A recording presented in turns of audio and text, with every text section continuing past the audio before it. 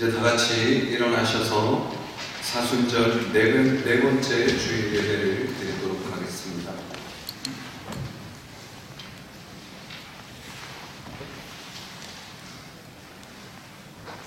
나는 여호와를 향하여 말하기를 그는 나의 피난처요 나의 요새요 내가 의뢰하는 하나님이라 하리니 이는 그가 너를 새 사냥꾼의 원무에서와 심한 전염병에서 건지실 것이미로다. 그가 너를 그의 깃으로 덮으시리니 네가 그의 날개 아래에 피하리로다. 아멘.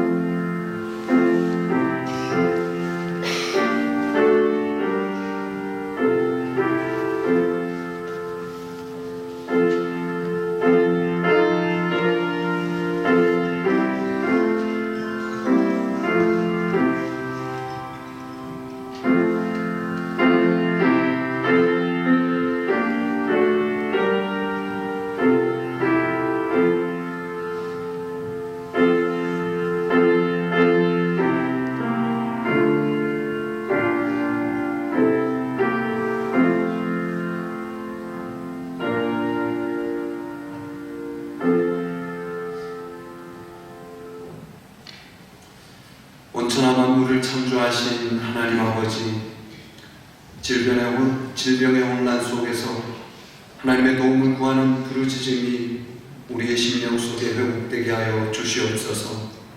주님만이 이 모든 어려움을 이기게 하시는 분이심을 기억하게 하시고 각자의 주어진 자리에서 예배하며 주님의 임재를 경험하게 하여 주시옵소서. 예수님의 이름으로 기원하옵나이다. 아멘.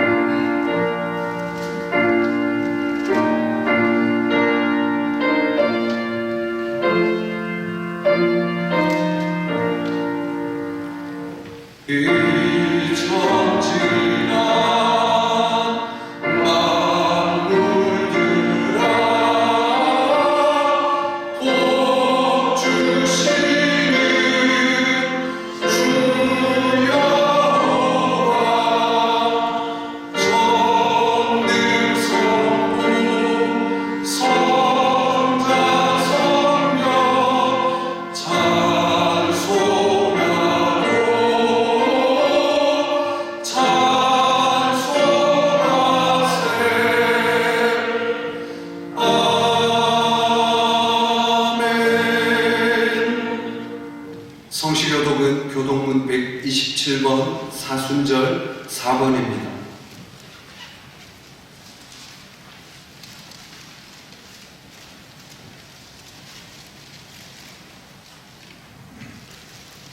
여호와를 자기 하나님으로 삼은 나라 곧 하나님의 기업으로 선택된 백성은 복이 있도다. 여호와께서 하늘에서 보사 모든 인생을 살피시니라. 곧 그가 거하시는 곳에서 세상의 모든 거민들을 굽어 살피시는도다. 그는 그들 모두의 마음을 씌우시며 그들의 하나님을 굽어 살피시는도다. 많은 군대로 구원 얻은 왕이 없으며 용사가 힘이 세어도 스스로 구원하지 못하는도다. 우리 영혼이 여호와를 바라며 그는 우리의 도움과 방패시도다. 우리 마음이 그를 즐거워하며 우리가 그의 성호를 의지하였기 때문이로다. 여호와여 우리가 주께 바라는 대로 주의 인자하심을 우리에게 베푸소서. 아멘. 나는 전능하신 아버지 하나님 천지의 창조주를 믿습니다. 나는 그의 유일하신 아들 우리 주 예수 그리스도를 믿습니다. 그는 성령으로 잉태되어 동정녀 마리아에게서 나시고 본디오 빌라도에게 고난을 받아 십자가에 못 박혀 죽으시고 장사된 지 사흘 만에 죽은 자 가운데서 다시 살아나셨으며 하늘에 오르시어 전능하신 아버지 하나님 우편에 앉아 계시다가 거기로부터 살아있는 자와 죽은 자를 심판하러 오십니다. 나는 성령을 믿으며 거룩한 공교회와 성도의 교제와 죄를 용서받는 것과 몸의 부활과 영생을 믿습니다. 아멘.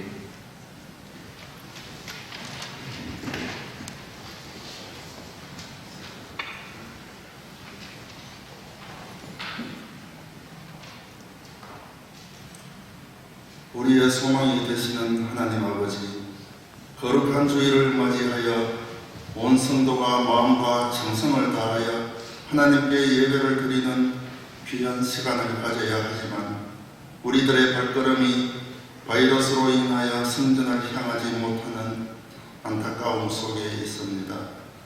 참으로 예배가 귀하고 소중한 것임을 알게 하는 시간들이 되게 하여 주시고 항상 주님 뜻 가운데 있게 하여 주시옵소서. 비록 지금은 영상 예배를 드리지만 하나님의 크신 은혜가 있게 하시고 참된 소망을 주시는 하나님을 바라보는 믿음이 더욱 강건해지게 하여 주시옵소서. 이 시간 말씀 전하시는 목사님께 지혜와 능력과 성령의 충만함을 다하여 주시어 주님께서 맡겨주신 귀한 사명을 감당하는 데 조금도 부족함이 없게 하시옵소서. 우리의 연약함을 아시는 긍휼의 하나님, 이 세상을 살아가면서 감사와 평안보다 염려와 불평, 불만이 가득했던 삶이었음을 고려합니다. 특별히 예수님의 대속의 은혜를 기억하는 사순절을 보내며 인간의 교만과 오만함은 버리게 하시고 헛된 욕심과 어리석음을 빼게 할 때에 주님의 사랑으로 모든 죄를 용서하시고 거룩한 주님의 자녀로 살아가게 하시옵소서. 덜불처럼 번지고 있는 코로나 바이러스로 인하여 온 세상이 고통과 깊은 탄식으로 두려움과 절망 가운데 살아가고 있음을 기억하여 주시옵소서. 전능하신 하나님의 손길로 더 이상의 확산을 막아주시고 안타까운 죽음과 질병과의 사투의 시간이 하루속히 종식될 수 있는 백신이 개발되도록 도와주시옵소서. 코로나 바이러스로 인하여 우리의 정치, 사회, 경제가 흔들리지 않도록 도와주시옵소서. 어려운 시기에 사랑과 긍휼의 마음으로 봉사하는 봉사자들과 방역과 치료를 위하여 밤낮으로 수고하는 의료진들에게 힘과 능력을 허락하여 주시어 그들의 수고와 그들의 노력이 헛되지 않도록 도와주시옵소서. 평범했던 일상의 시간과 삶의 터전들을 다시금 회복되게 하여 주시고 다 함께 모여서 하나님께 예배드리기를 소망하는 모든 성도님들에게 거룩하신 하나님 아버지 하늘문을 여시고 축복하여 주시옵소서. 감사드렸고 예수님 이름으로 기도드립니다. 아멘.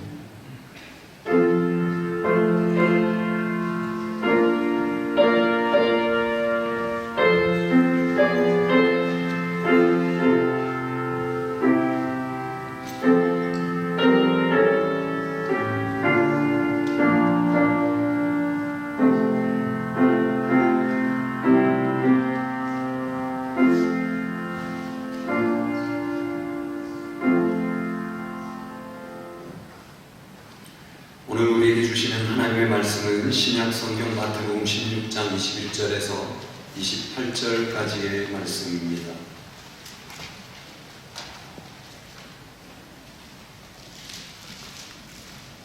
하나님의 말씀을 봉독하겠습니다. 하나님의 말씀입니다. 이때로부터 예수 그리스도께서 자기가 예루살렘에 올라가 장로들과 대제사장들과 서기관들에게 많은 고난을 받고 죽임을 당하고 제3일에 살아나야 할 것을 제자들에게 비로소 나타내시니 베드로가 예수를 붙들고 항변하여 이르되 주여 그리 마옵소서 이 일이 결코 주께 미치지 아니하리이다.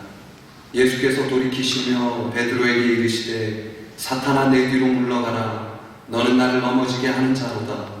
내가 하나님의 일을 생각하지 아니하고 도리어 사람의 일을 생각하는도다 하시고 이에 예수께서 제자들에게 이르시되 누구든지 나를 따라오려거든 자기를 부인하고 자기 십자가를 지고 나를 따를 것이니라.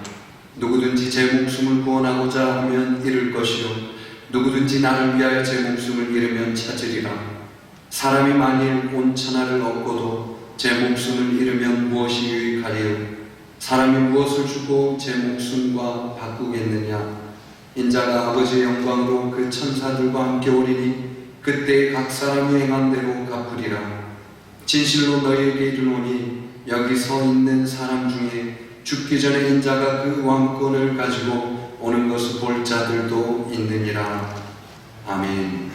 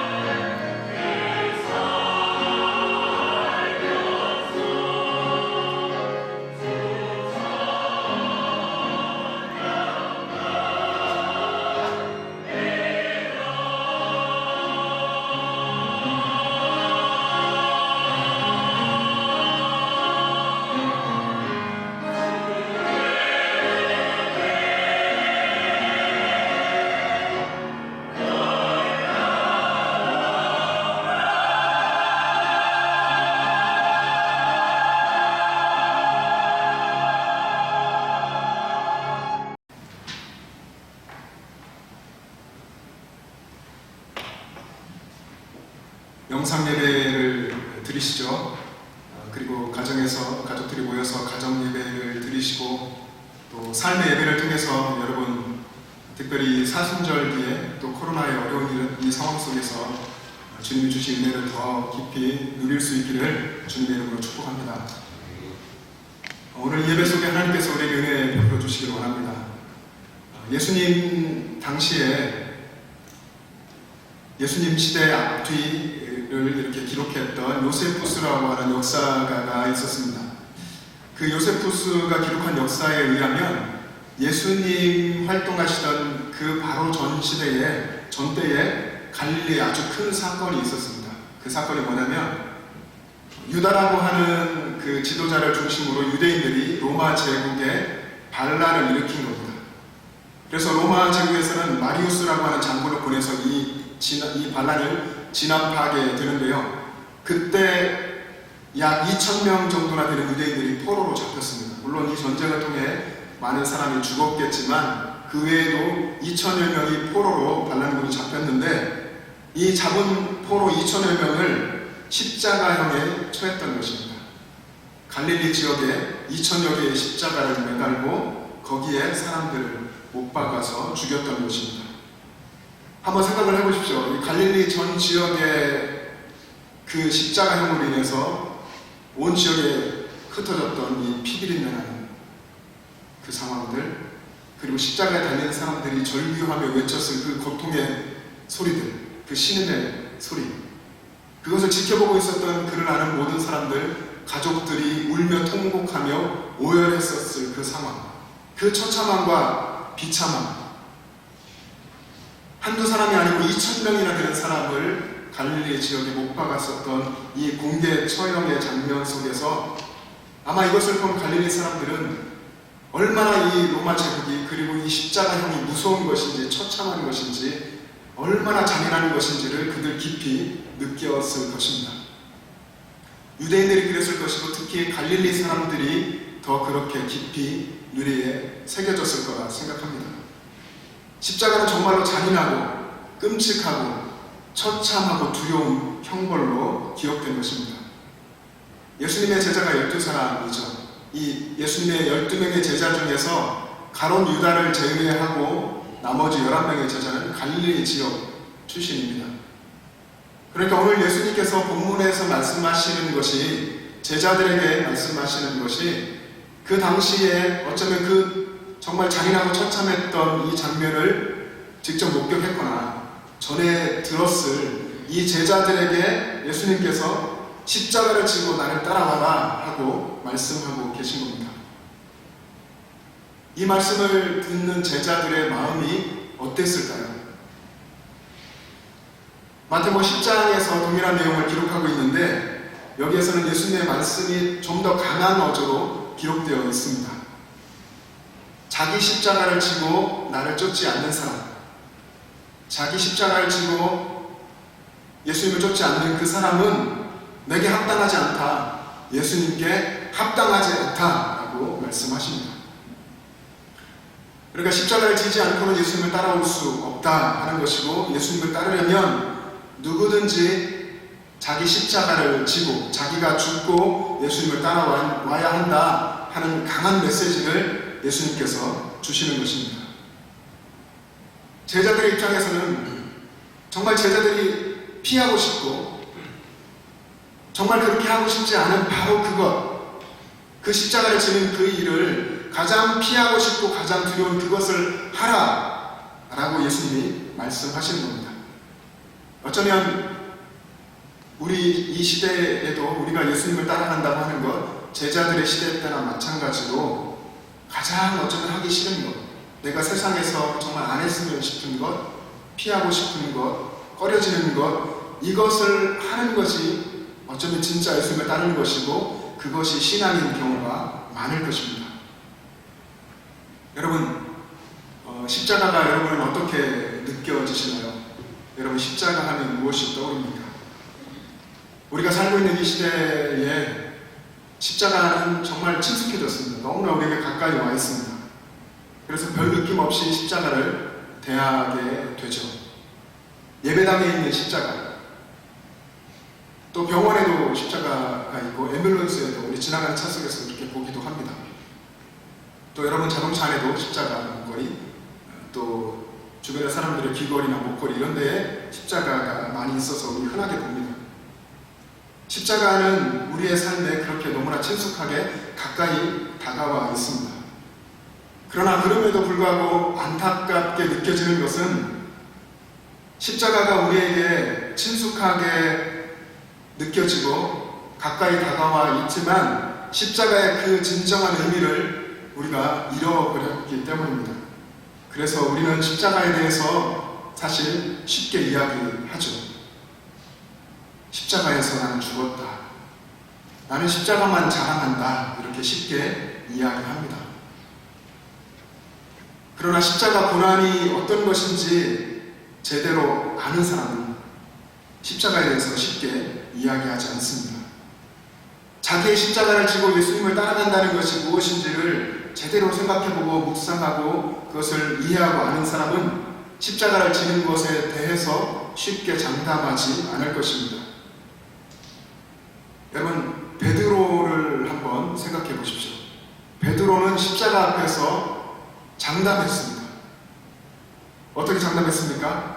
여기 곁에 있는, 예수님이 곁에 있는 다른 제자들이 다 예수님을 버릴지라도 저는 결코 예수님을 버리지 않겠습니다.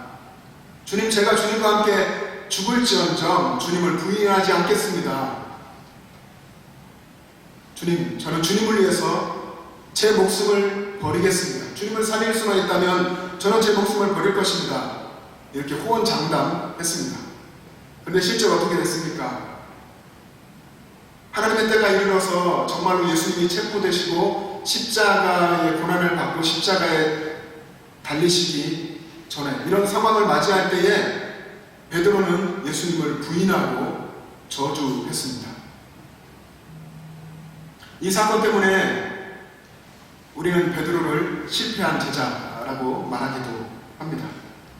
어쩌면 여러분 그렇게 말을 안 했어도 마음속으로 베드로 어떻게 저럴 수 있어? 라고 손가락질하고 나는 저러지 않을 거야 라고 생각했을지 모릅니다. 근데 여러분, 사실 우리는 베드로보다 더한 실패자 아닙니까? 우리는 베드로가 겪은 것처럼 그렇게 정말 두려운 십자가 그 사건을 경험해 보지도 않았습니다. 그와 비교조차 할 수 없는 정말 고난도 아닌 그런 고난을 겪고 약간 애매한 그런 상황들이 우리 가운데 펼쳐지면 우리는 쉽게 예수님을 모르는 척 우리의 신앙을 놓아버리기도 합니다. 내 이익을 위해서 내 신앙의 기준이 흔들리고 내 이익을 위해서 예수님의 뜻에 맞지 않는 선택을 쉽게 하곤 합니다.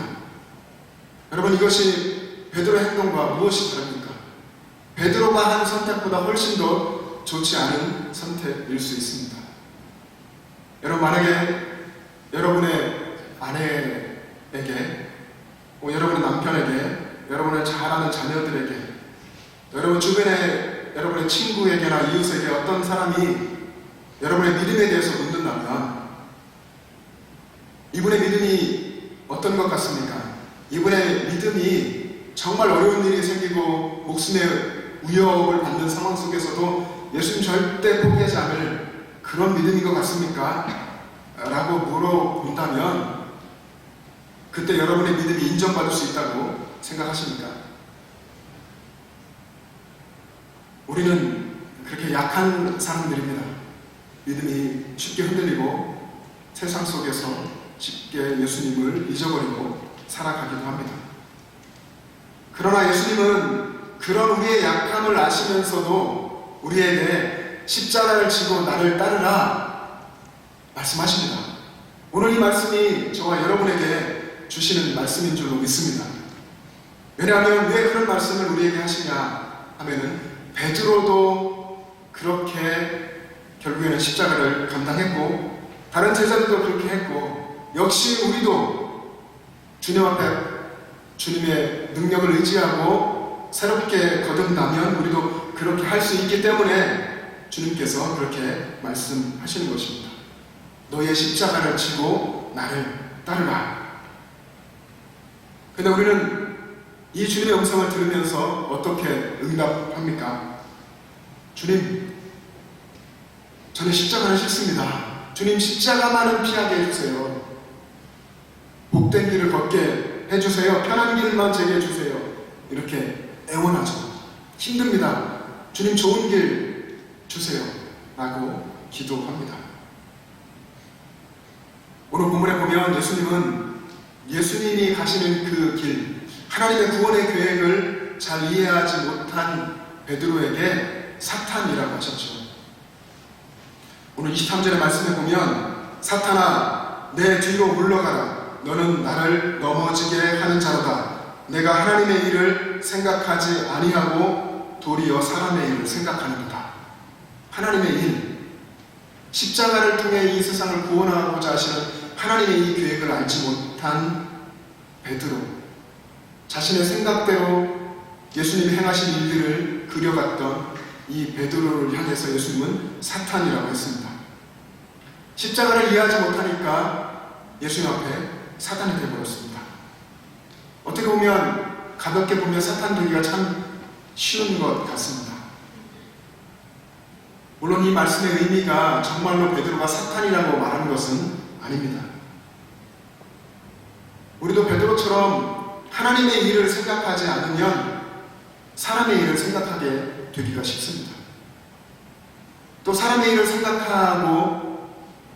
생각하면서 세상의 것들을 추구하다 보면 분주하게 바쁘게 살아도 주님과 상관없는 헛된 일만 하게 될 수도 있습니다. 예수님이 너는 나를 넘어뜨리는 자라고 하신 것처럼 우리가 열심히 세상을 살긴 살지만 예수님과 관계없고 어떤 면에서는 예수님의 영광을 가리는 일을 하게 될 수도 있는 것입니다. 어떤 여집사님이 계셨는데요. 그분이 아주 정말 힘들게 신앙생활을 하고 있었습니다. 집사님은 그때마다 주님께 기도하는데 기도할 때마다 주님 너무 힘듭니다. 주님 정말로 힘듭니다. 이렇게 부르시며 기도했다고 합니다. 한 번은 이제 밤에 꿈을 꾸게 됐는데 그 꿈속에 보니까 자기가 십자가를 지고 가고 있는데 정말로 큰 십자가를 질질 끌고서 힘겹게 십자가를 지고 가는 겁니다. 근데 그 힘든 길에서 다행히 예수님을 꿈속에 만났습니다. 너무나 반가워서 꿈속에서 예수님께 부탁하는 겁니다. 예수님은 목수시잖아요. 예수님 제 십자가를 좀 잘라주세요. 예수님은 빙그레 웃으시면서 그 십자가를 잘라주셨답니다. 그런데 그 자른 십자가를 또 메고 가려다 보니까 지금도 힘든 겁니다. 여전히 힘든 겁니다. 너무 무겁습니다. 그래서 집사님은 예수님 또 잘라주세요. 조금만 더 잘라주세요. 부탁을 했고 예수님은 그때마다 빙그레 웃으시면서 십자가를 잘라주셨다고 합니다. 그렇게 계속하면서 마침내 이 집사님이 꿈속에서 천국문에 도착했습니다. 천국문에 와보니까 앞서 도착한 사람들에게 예수님이 상을 주고 계시는데요. 가만히 들여다보니까 예수님이 상을 주시는데 그 천국문에 도착한 사람들이 지고 온 십자가의 크기만큼 상을 주시고 있는 겁니다. 그래서 얼른 자신의 십자가를 본 겁니다. 자신의 십자가를 보니까 이 손 안에 들어올 정도로 아주 작은 십자가인 겁니다. 깜짝 놀라서 꿈에서 깼습니다.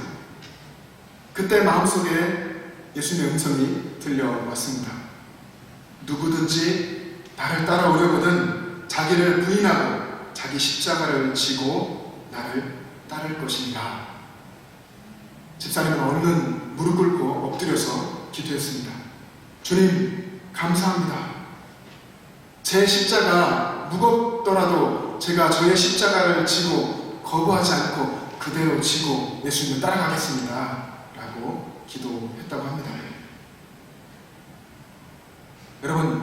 여러분이 져야 할 여러분의 십자가는 무엇입니까? 여러분에게 지워진 십자가가 무엇이라고 생각하십니까? 병들어 고생하거나 또 몸이 약해져서 힘이 들거나 또 요즘 코로나19의 상황 속에서 경제적으로 너무 힘들어서 어려움을 겪고 있는 이런 상황, 또 이런저런 여러 가지 삶의 고난 속에서 그것이 십자가라고 생각하고 있지는 않습니까? 늘 힘들게 하는 가족, 내 남편, 내 아내, 또 나의 자식들, 이것이 십자가라고 생각하고 있지는 않은지요. 또 어떤 사람은 자기가 잘못하고 실수해서 어려움을 겪게 됐는데도 불구하고 그 어려움이 예수님이 주신 십자가라고 이야기하기도 합니다. 이 모든 것들이 사실 십자가를 잘못 이해하고 있는 것입니다. 힘들고 어려운 것들, 고통스러운 것, 그것이 다 십자가는 아닌 것입니다. 그러면 십자가는 무엇이겠습니까?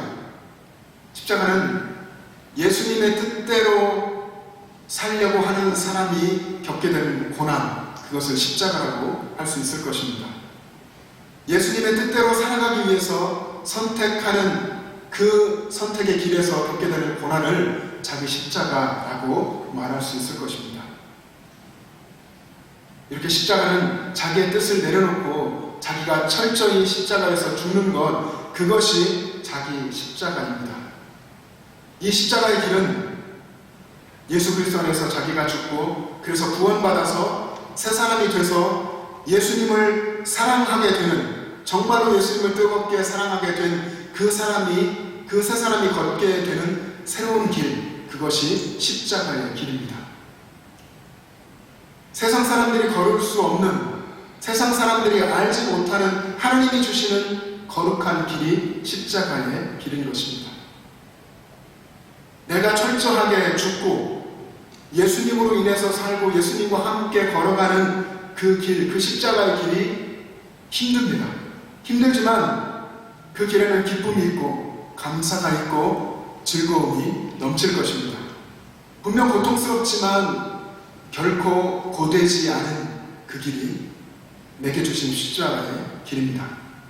자기를 부인하고 예수님을 따라가는 행복한 그 길이 십자가의 길입니다. 이 십자가의 길을 모르는 세상의 사람들은 세상과 적당하게 타협하며 삽니다. 여기에서는 이렇게 살고 또 저곳에 가서는 저렇게 살고 또 교회에 와서는 경건한 모양으로 살고 세상에 가서는 세속적인 기준으로 살아갑니다. 편리한 대로 살아가고 있는 것입니다. 이런 타협하는 곳에는 결코 십자가가 없습니다. 예수님은 오늘도 십자가에서 자기 자신이 죽고 자기 십자가를 지고 길을 걸어가는 그 사람을 찾고 계십니다. 세상과의 타협을 거부하고 예수님이 가신 그 십자가 승리의 길을 묵묵히 걸어가고자 하는 그 사람을 예수님께서 찾고 계십니다. 사랑하는 영천제일 가족 여러분, 여러분들이 바로 이런 사람 되기를 원합니다. 고통스럽고 고되고 힘들어 보여도 그 길에 들어서면 주님과 동행함 속에 행복이 있고 기쁨이 있고 감사가 있고 하늘의 즐거움이 있는 줄로 믿습니다. 경북 청송에 유명한 청송 교도소가 있죠. 아주 오래전에 제가 보고 스크랩해놨던 기사인데 청송 교도소에 관련된 기사가 있었습니다. 여기에서 수감 생활을 마친 두 사람의 이제 추록수가 있었는데 같은 날에 이제 추록을 하게 됐습니다. 한 사람은 10년의 수감 생활을 했고 또 한 사람은 7년을 하게 됐는데 두 사람이 추록을 했습니다. 한 사람은 40대 후반, 한 사람은 30대 후반이었는데 이 두 사람이 추록한 후에 한 행동이 있습니다.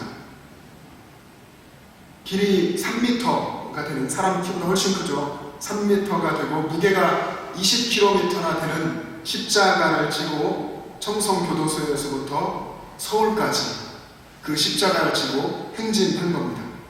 고난의 그 십자가의 길을 만들고 걸었던 것이죠. 이 두 사람이 추록하자마자 그렇게 이 행동을, 십자가를 지고 걷는 행동을 하게 된 이유가 있습니다. 그들이 처음으로 세상에 이제 나와서 첫걸음을 디디면서 나는 절대로 옛날 삶으로 돌아가지 않겠다. 이제 이 십자가를 지며 새로운 삶을 살겠다 하는 이 결단을 많은 사람들 앞에 보여주려고 했던 것이고, 그래서 옛날에 그 동료들이 다시 내게 와서 유혹하지 말라는 것, 그리고 옛 동료 그 사람들도 새 삶을 살고 새 길을 걸었으면 좋겠다 하는 이 메시지를 전하려고 했던 것입니다. 그 두 사람은 인터뷰에서 이렇게 이야기했습니다. 저희들은 죽으면 죽으리라는 각오로 이 고난의 길, 이 십자가의 길을 걸었습니다. 이 길을 시작했습니다. 이제 앞으로는 장애우들을 위해 봉사하는 삶을 살고 싶습니다 라는 결단을 이야기했습니다. 대단한 사람들이죠. 대단한 결단력과 의지가 있는 사람들입니다. 자기 십자가를 지고 새 삶을 살고 싶어 했던 사람들입니다. 그날 이후에 그들의 두 사람의 삶이 어땠는지는 잘 모르겠지만 이 십자가의 길을 대단한 결단으로 걸었던 사람들이면 분명합니다. 하지만 우리가 기억해야 할 것은 이 십자가의 길은 결단만으로 걸어갈 수 있는 길이 아니라고 하는 것입니다. 결단으로 갈 수 있는 십자가의 길이 아닙니다. 만약에 우리가 결단으로 십자가의 길을 가려고 한다면 우리가 세상의 어떤 여러 가지 일들을 경험하여서 결단이 흔들릴 때 우리의 모든 것, 우리의 신앙도 다 흔들려버리고 넘어지고 쓰러지고 베드로처럼 예수님을 부인하고 저주하고 결국 그 길에서 실패하게 될 것입니다. 십자가의 길은 자기 자신이 죽고 예수님과 더불어 살면서 예수님을 사랑하는 마음으로 가는 길입니다. 저 여러분의 마음속에 나를 살려주신 예수님을 사랑하는 그 뜨거운 마음이 있기를 간절히 바랍니다. 그래서 그 마음으로 예수님의 십자가 그 승리의 길을 따라갈 수 있기를 간절히 바랍니다. 제가 청소년 시절에 감동적으로 읽은 기독교 고전이 있습니다. 그 중에 하나가 토마스 아켄티스의 그리스도를 공부하다라는 책인데 너무 이제 깊이가 있고 어려워서 사실 읽고 또 읽은 적이 많이 있었습니다. 그러면서 정말 마음에 깊이 이해는 청소년이라 하지 못하더라도 뭔가 마음속에 감동으로 다가오는 것들을 노트에 적곤 했었는데요. 그 책에 이런 내용이 있었습니다. 십자가에 대한 이런 글이 있었습니다. 예수님에게는 그의 왕국, 하나님 나라를 사랑했던 사람들은 많았지만 그의 십자가를 같이 짊어진 사람은 거의 없었습니다. 예수님의 위로를 받고자 하는 사람은 많지만 예수님을 위하여 고난의 쓴 잔을 마시는 사람은 거의 없습니다. 그리스도인은 십자가에서 도망칠 수 없습니다. 십자가를 피한다면 이미 그리스도를 따르는 자가 아닙니다. 당신이 밖으로 도망쳐도 거기 십자가가 있고 안으로 숨어도 거기에서 십자가를 볼 것입니다. 위로 올라가도 십자가가 기다리고 밑으로 파고들어도 십자가가 있을 것입니다. 제자는, 예수님의 제자는, 저와 여러분이 예수님의 제자가 되기를 원하는 사람들인데 제자는 십자가를 피할 수 없습니다. 제자 되기를 포기하지 않는 한 예수님을 따라가는 그 길에서 십자가를 버릴 수가 없습니다. 피할 수가 없는 것입니다. 여러분, 그 길에서 예수님을 사랑하는, 예수님을 따라가는 제자가 되는 이것을 포기하지 않고 그 길을 예수님을 사랑함으로 걸어갈 수 있기를 간절히 바랍니다. 그리고 예수님을 사랑해야 끝까지 갈 수 있는 이 길입니다. 예수님 안에서 내가 죽었고 예수님으로 내가 살았다고 하는 것을 늘 고백하면서 예수님을 매일매일 뜨겁게 사랑하고 그 사랑함으로 매일 한 걸음 한 걸음 십자가의 길을 걸어갈 수 있기를 바랍니다. 요한복음 21장에 보면 부활하신 예수님께서 베드로를 찾아오셨습니다. 세 번이나 십자가 앞에서 예수님을 부인하고 저주한 베드로에게 예수님이 세 번의 질문을 하십니다. 내가 나를 사랑하느냐? 예수님은 베드로가 예수님을 여전히 사랑하고 있는지 그 사랑을 확인하셨습니다. 예수님이 주신 그 사명의 길, 그 십자가의 길을 걸어가는 데 필요한 것은 예수님을 사랑하는 것이다 하는 것을 알려주신 것입니다. 사랑하는 영천제일 가족 여러분, 우리 모두가 예수님을 사랑함으로 주님 주신 그 십자가의 길을 끝까지 걸어갈 수 있기를 원합니다. 그 십자가의 길을 예수님을 사랑하며 예수님의 뒤를 따르며 또 예수님과 동행하면서 그 길을 걸어서 최후의 승리를 얻게 되시기를 주님의 이름으로 축복합니다. 기도하겠습니다. 사랑의 주님 은혜를 감사합니다. 걸어가신 하나님 아버지, 우리가 험하고 힘든 이 세상 길을 걸어갈 때에 나 자신이 죽고 나를 살려주신 구원하신 그 예수님을 사랑하는 마음으로 살아가게 하여 주시기를 원합니다. 내 안에 십자가가 없고 예수님이 안 계실 때에 세상의 조그만 어려움에도 우리는 좌절하고 망망하고 넘어지며 쓰러집니다. 그런 연약한 믿음이 아니라 정말로 예수님의 십자가를 마음에 뜨겁게 품고 예수님을 나의 삶의 왕이요 주인으로 모시고 사랑하면서 그 힘들고 어려운 십자가의 길이지만 주님과 동행함 속에서 감사하며 기뻐하며 하늘의 기쁨으로 즐거워하며 찬송하며 걸어가는 우리 모두가 되게 하여 주시옵소서. 감사드리며 예수님의 이름으로 기도합니다. 아멘.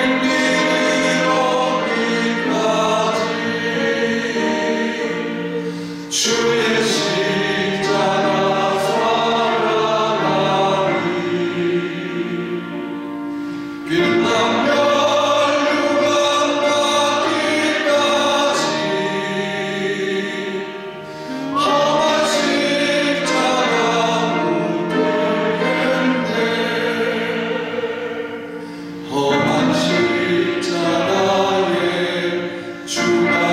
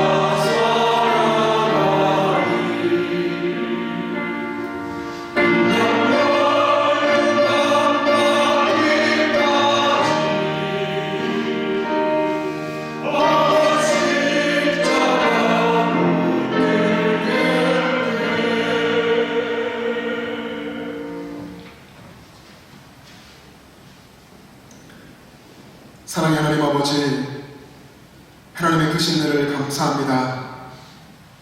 우리 영천자의 모든 가족들이 고통과 어려움 가운데 있고 온 세계가 코로나19로 인해서 또 경제적인 상황들로 인해서 어려움 가운데 있습니다. 온 세상의 주인 되신 주님, 이 땅의 모든 믿는 사람들 그들의 삶과 심령 속에 주님의 성령으로 임재하여 주셔서 위로하여 주시고 주님께서 주시는 하늘의 새 힘과 하늘의 용기로 삶 가운데 참된 예배자로 살아가며 주께서 회복시켜 주신 나를 기대하며 살아가게 하여 주시기를 원합니다. 하나님, 이 어려운 상황 가운데서도 주님께 우리의 믿음을 고백하면서 11조로 감사헌금으로, 성교헌금으로, 건축헌금으로, 주일헌금으로 주님께 드립니다. 주님, 이 예물과 우리 모든 이들의 마음을 주께서 받으시고 하나님 나라의 귀한 사역들이 하루도 중단되지 아니하고 우리 교회의 모든 영역들 속에 성도님들의 삶 속에 이 모든 세계 위에 이루어지게 하여 주시옵소서.